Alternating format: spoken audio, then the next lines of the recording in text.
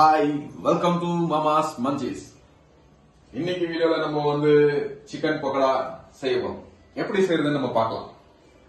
இப்போ வந்து இதுக்கு தேவையான பொருட்கள் வந்து சிக்கன் கபாபு கொஞ்சம் எடுத்துருக்கேன், ஒரு அரை கப்பு.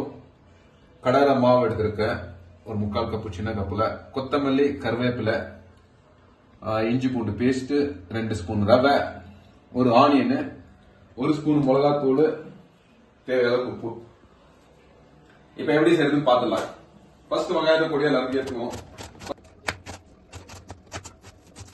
இப்போ வெங்காய பொடியா நறுக்கி எடுத்து வச்சுக்கோங்க, இந்த மாதிரி ரவுண்டா. இப்போ மாவு இதை போட்டுக்கலாம். ஃபர்ஸ்ட் மாவு எடுத்துட்டு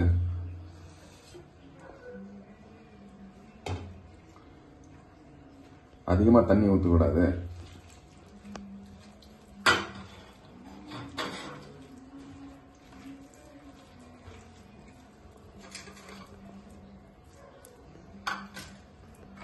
இப்போ சிக்கன் கபாபை சின்ன சின்ன நறுக்கி வச்சுக்கிறத நம்ம ஆட் பண்ணிடுவோம்.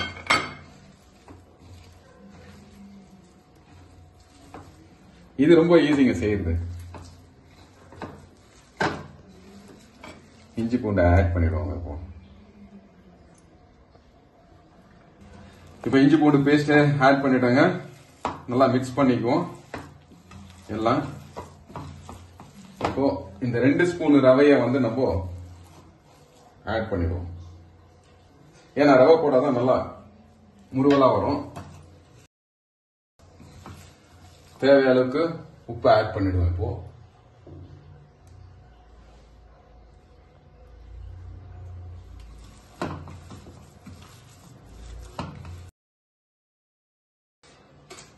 இப்போ லாஸ்டா கொத்தமல்லி, கருவேப்பிலை ஆட் பண்ணிடலாங்க.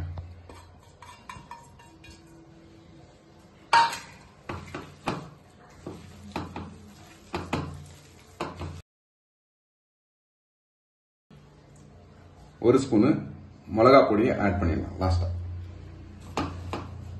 மாவு ரெடி ஆச்சுங்க. பக்கோடா செஞ்சு பார்த்துலாம் வாங்க எப்படின்னு.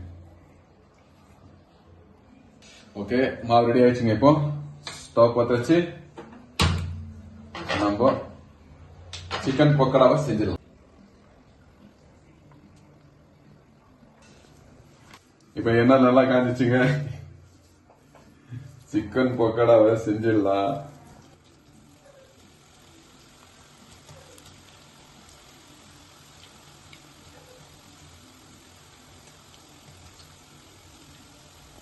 வீட்டுல மிச்சம் மீதி கபாப் 1000 ரூபாய்.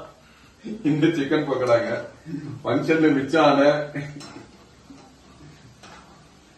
கபாப்ல பண்ற சிக்கன் பக்கோடா. இது பாருங்க எவ்வளவு நல்லா பக்கோடா.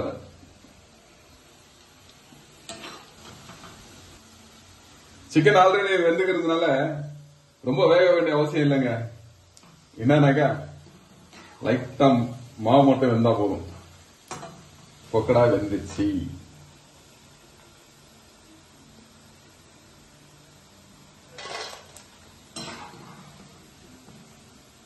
சிக்கன் பக்கோடா ரெடி ஆயிடுச்சு. சூடா சூடா சாப்பிட்டு பாருங்க. பிடிச்சா லைக் பண்ணுங்க, சப்ஸ்கிரைப் பண்ணுங்க, கமெண்ட் பாக்ஸ்ல மறக்காம கமெண்ட்ஸ் பண்ணுங்க. ரியலாவே நல்லா வந்தது பக்கோடா.